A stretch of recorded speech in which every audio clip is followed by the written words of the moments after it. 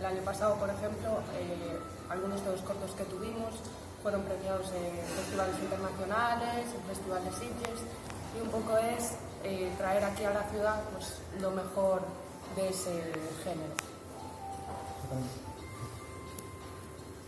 Bueno, pues el festival, manteniendo ese espíritu friki durante los 4 años que estamos haciéndolo, ¿no?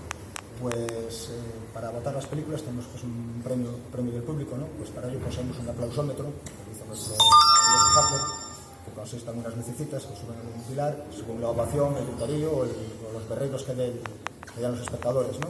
Y así entonces elegimos la película votada por el público, que es la más aplaudida, ¿no?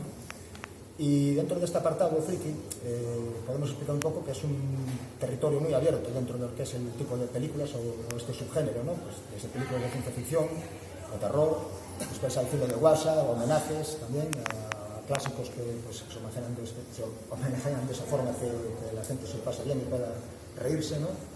Y luego también tenemos un par de apartados que son, los definimos un poco, uno que ocupa arriba, que son cortometrajes que cuando ves te pelas un poco, pero esto qué rayos es, ¿no?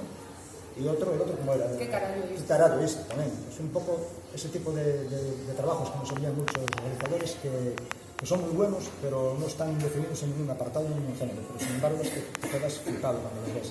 Y luego evidentemente también tenemos un apartado de friki de animación también, que es muy, muy interesante, ¿no?